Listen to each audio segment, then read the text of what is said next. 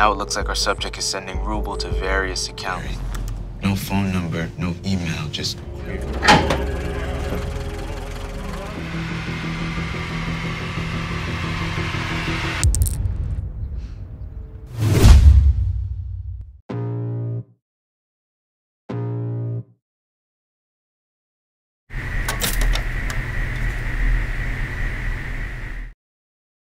Equivocore is an M&E whose primary assets range across real estate, hotel groups, and logistics.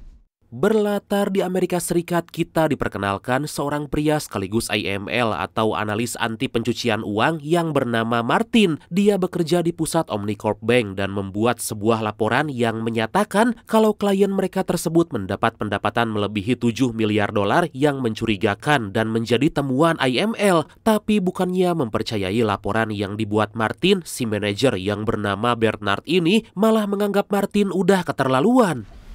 Miss Whiting, please stay.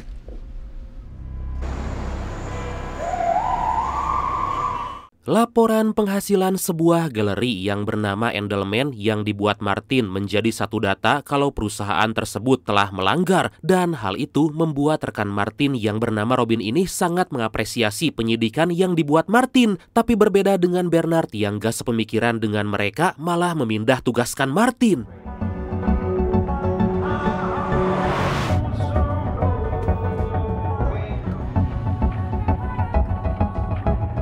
Dan inilah kripto.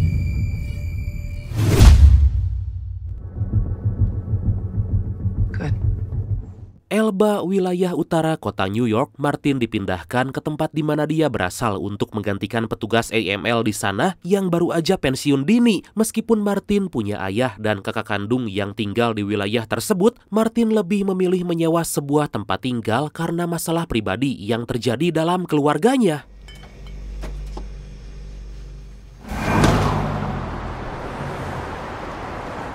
Sebelum berangkat kerja memulai aktivitas di tempat baru, dia terlebih dulu mampir ke sebuah minimarket untuk membeli bir. Tanpa diduga, ternyata minimarket tersebut adalah milik sahabat kecilnya yang bernama Earl.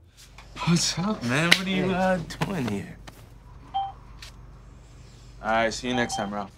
Pada kesempatan itulah Earl yang kini punya sebuah proyek mengajak Martin untuk masuk ke sebuah ruangan pribadi. Di ruangan itulah terlihat Earl lagi melakukan transaksi jual beli harian kripto serta menambang Bitcoin. Tapi karena saat itu Bitcoin atau uang koin digital belum terlalu booming, Martin gak terlalu mengerti dan gak memperdulikan semua yang dikatakan Earl.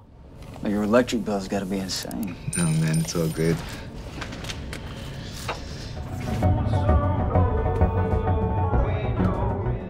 Singkat cerita, setibanya di kantor, Martin disambut baik oleh atasan di sana dan langsung diantar ke ruangan kerjanya. Setelah si atasan itu pergi, muncul seorang sekretaris perusahaan yang bernama Drew yang memberikan beberapa penjelasan tentang apa aja fasilitas yang Martin dapat.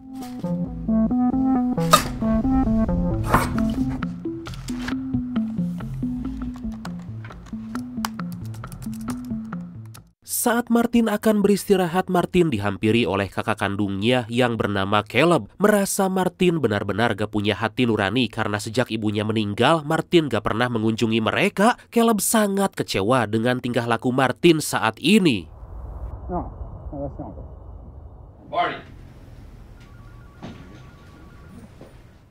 Di waktu luangnya, Martin yang penasaran pergi mengecek memasuki galeri Endelman, dan setibanya di sana, Martin dihampiri oleh asisten pribadi si pemilik galeri yang bernama Katie. Gak berselang lama setelah memperkenalkan diri, mereka dihampiri si pemilik galeri yang bernama Penelope.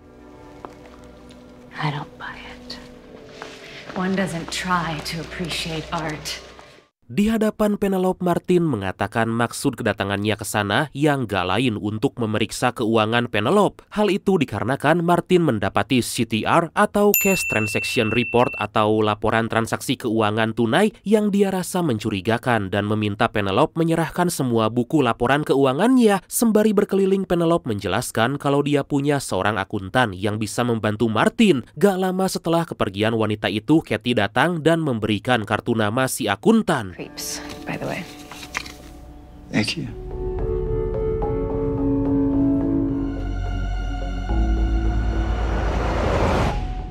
Beberapa waktu kemudian, Martin yang penasaran dengan apa yang dilakukan Earl mencoba melakukan riset dari berbagai platform di sosial media. Tapi saat Martin akan membuka portofolio perusahaan tempat dia bekerja, Martin harus terlebih dulu memasukkan kata sandi.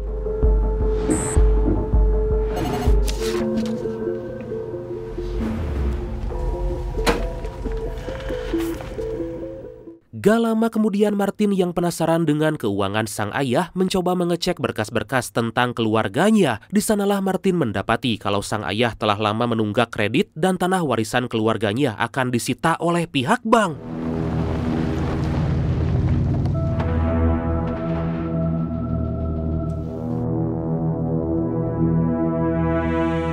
Dengan kabar tersebut, Martin langsung pergi ke kediaman sang ayah mengecek keadaan perkebunan kentang yang dikelola ayahnya. Gak berselang lama, ayah Martin yang, kita sebut aja Javier aja lah ya sesuai request dari Brad kita yang satu ini, datang menghampiri Martin. Di sana Martin berkata kalau dirinya akan membantu Javier untuk kembali menyuburkan lahan perkebunan sekaligus melunasi semua hutang-hutang ayahnya. Tapi Javier yang merasa diremehkan gak menerima bantuan tersebut dan malah mengusir Martin saat itu juga.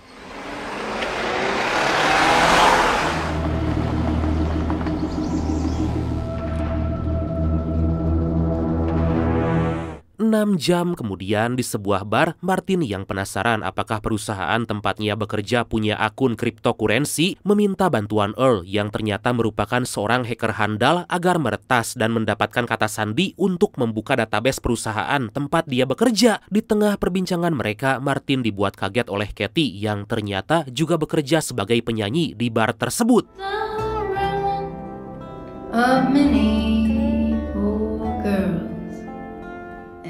Saat mereka lagi menikmati indahnya lantunan nyanyian Katie, Caleb tiba-tiba datang dan langsung mengusir mereka berdua. Diketahui Caleb melakukan hal itu karena dia sangat kecewa terhadap Martin. Gak cuma itu aja, sampai-sampai Caleb yang emosi pun tanpa basa-basi menghajar Martin di hadapan Earl. Beruntung sebelum situasi semakin memanas, Katie datang dan segera memisahkan mereka berdua.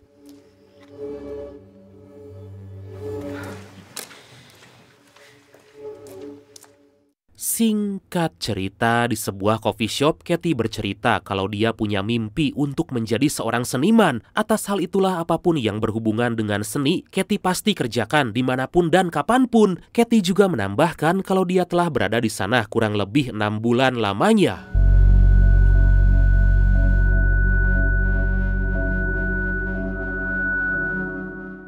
12 jam kemudian, mantan petugas AML tempat Martin bekerja sekarang yang bernama Janice dihampiri oleh Martin dan menanyakan apakah Janice menjalankan prosedur melaporkan laporan keuangan Gallery Endelman terhadap OFSC, Kantor Pengawasan Aset Luar Negeri, atau Vincent, Badan Pengatur Departemen Keuangan Amerika Serikat. Setelah memastikan Janice menjalankan semua prosedur, Janice dimintai keterangan tentang Gallery Endelman, tapi dia hanya mengatakan kata Carcassi.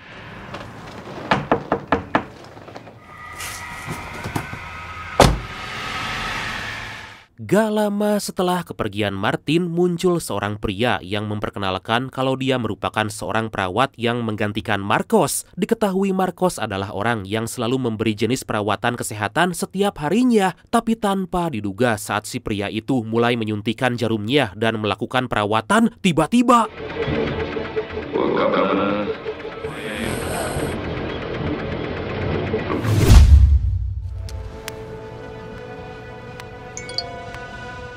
di ruangannya, Martin yang baru tiba mendapat pesan dari Earl tentang ID dan kata sandi yang dibutuhkan Martin tempo lalu. Saat Martin mencoba untuk membukanya, ternyata akun tersebut menggunakan keamanan ganda. Di tengah ambigunya itulah Martin dihubungi oleh Robin yang mengatakan kalau Martin dan dia berada dalam daftar penyelidikan pihak kepolisian yang bisa mereka andalkan atas laporan yang dibuat Martin. So they've set up a time area. Isn't that your job? No, why do you suddenly care so much about this? Beberapa waktu kemudian, tampak jelas Earl yang peduli pada Martin berniat membantu membongkar apakah benar galeri Endelman melakukan pencucian uang. Dengan keahliannya itulah Earl dapat menemukan sebuah fakta kalau sepertinya bank atau perusahaan tempat Martin bekerja juga kong kali kong dengan galeri Endelman, karena kita bisa lihat Omnibank menginvestasikan uang senilai kurang lebih 10 juta dolar atau sekitar 163 miliar rupiah dalam bentuk kripto. Wow! This is them buying Bitcoin over the counter to avoid market slippage. What's that? Martin yang penasaran pun menyuruh Earl agar menemukan lokasi dan identitas dari para oknum. Meskipun mereka menggunakan jaringan Tor untuk menjaga rahasia mereka, Earl pada akhirnya bisa menemukan alamat IP mereka yang terletak di Carcassie. BTW for your information ya Brad, jaringan Tor adalah singkatan dari The Onion Router yang merupakan jaringan yang memungkinkan pengguna untuk menjelajahi internet secara anonim. Nah, itu dia. Mendengar kata Carcassie, tentu aja Martin teringat dengan perkataan Jenny tadi, tapi di tengah penyelidikan mereka, seorang pria berkulit putih yang menghabisi Jenny tadi datang memasuki toko Earl. Di hadapan Earl, si pria yang bernama Bernard ini menanyakan apakah Earl punya vodka nyata. Gak paham dengan perkataan tersebut, Earl pun meminta Bernard agar menuliskan barang apa yang dia butuhkan. Setelah meninggalkan sepenggal tulisan, Bernard tanpa basa-basi langsung pergi meninggalkan Earl.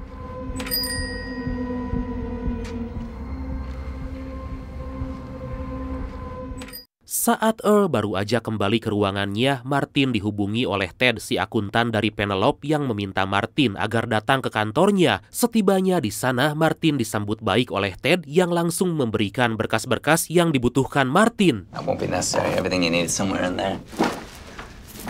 Thank you. No, I'm curious. Does the name... Pada kesempatan itulah Ted yang mendengar kata Carcassie dari Martin tampak kaget dan berkata kalau dia gak tahu apa-apa tentang yang ditanyakan Martin. Sebelum Martin pergi, kini giliran Ted yang bertanya kenapa Javier, ayah Martin, menolak tawaran kerjasama dari kliennya atas lahan yang mereka punya senilai 7 digit.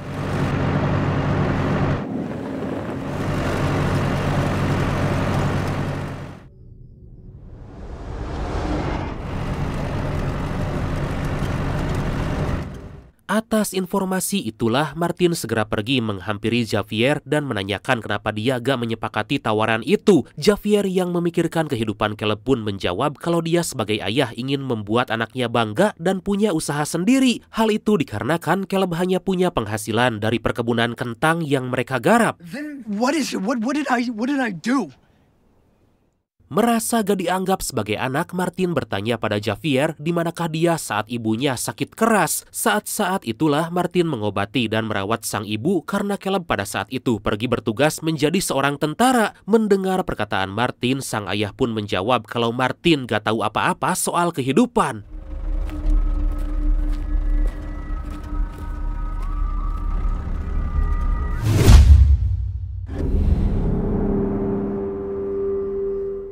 Keesokan harinya, Martin baru tahu kalau Janice telah meninggal dan para kepolisian mengira bahwa Janice melakukan bunuh diri. Mendengar kabar itu, para pegawai di tempat Martin bekerja terus-menerus memandanginya karena ternyata mereka menganggap kalau hanya Martinlah yang keluar dari rumah Janice pada saat itu.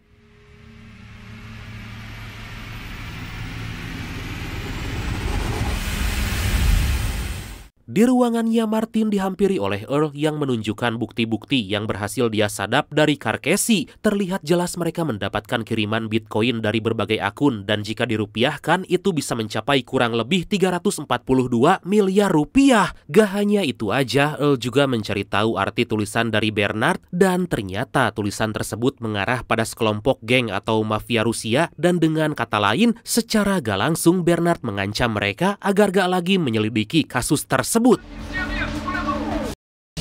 Turn that off. Singkat cerita, Martin yang mendapat panggilan dari Penelope langsung pergi ke galeri Endelman dan di sana tanpa diduga Penelope tiba-tiba memberikan sebuah majalah dan meminta Martin agar menyelidiki sebuah kode yang terdapat dalam majalah itu.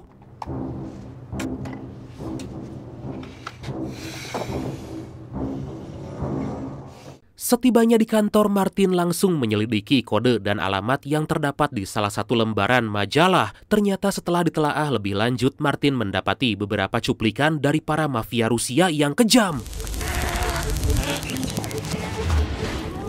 Atas hal itulah Martin segera menghubungi Robin dan mengatakan kalau mafia Rusia telah melakukan pencucian uang melalui cabang Omnibank tempatnya bekerja. Mendengar hal itu, Robin langsung meminta beberapa bukti dan meminta Martin agar pulang beristirahat.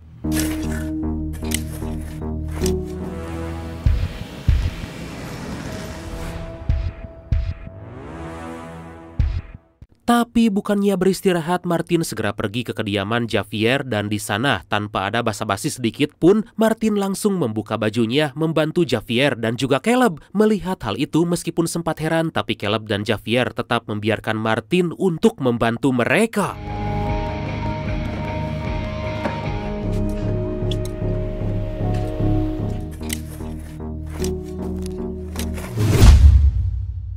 Well,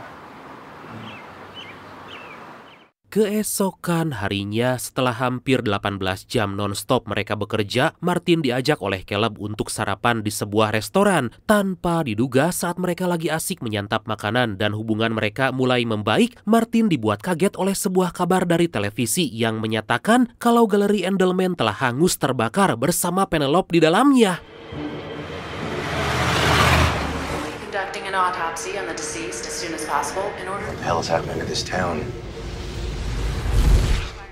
Setibanya di tempat tinggal, Martin dibuat syok mendapat sebuah kiriman misterius dari seseorang. Saat dibuka, Martin mendapat sebuah flash disk di balik tutup minuman keras yang didapatnya. Secara mengejutkan, saat dibuka, flash disk itu berisi video dari Earl yang menyuruh Martin agar men-screenshot beberapa kata kunci untuk Martin mengakses ke dalam dompet digitalnya.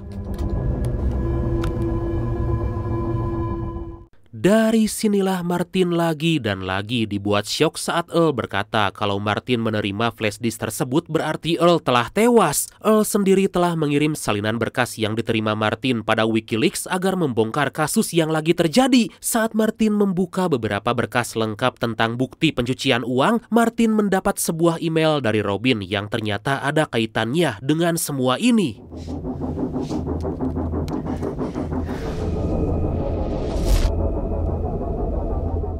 Gak berselang lama, Martin mendapat sebuah panggilan dari Caleb yang memintanya agar datang secepatnya ke rumah. Di sana Martin mendapat fakta kalau para mafia Rusia baru aja menculik ayahnya dan meminta Martin menyerahkan flash disk yang dia dapat dari Earl.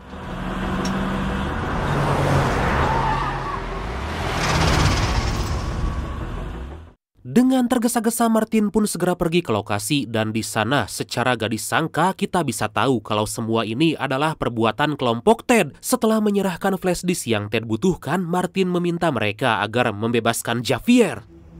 I broke my arm. Gak berselang lama setelah Javier berhasil bebas, Caleb muncul dari belakang sembari menodongkan senjata ke arah Ted. Dan ternyata mereka telah berencana untuk menangkap Ted dan kelompoknya. Karena gak lama kemudian agen FBI yang mereka hubungi sebelumnya mulai berdatangan langsung menangkap dan mengejar semua kelompok Ted. FBI!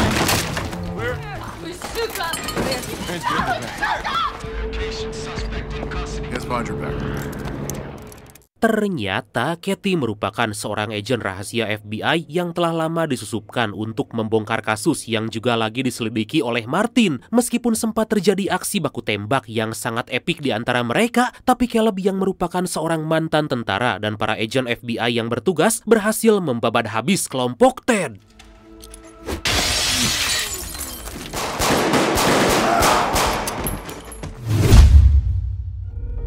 So forgive me if you know what I'm about to say. Beberapa waktu kemudian terlihat Martin yang berhasil mengungkap semua kejahatan gelap Omnibank yang terjadi dalam cryptocurrency. Dengan tertangkapnya Robin, Martin yang udah gak percaya lagi pada siapapun lebih memilih resign dari pekerjaannya.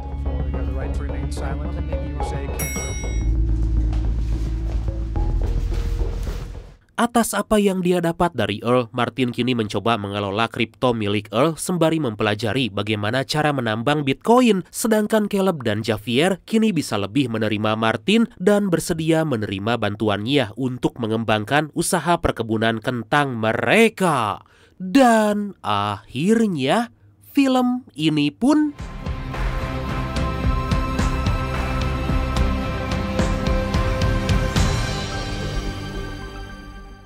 tamat.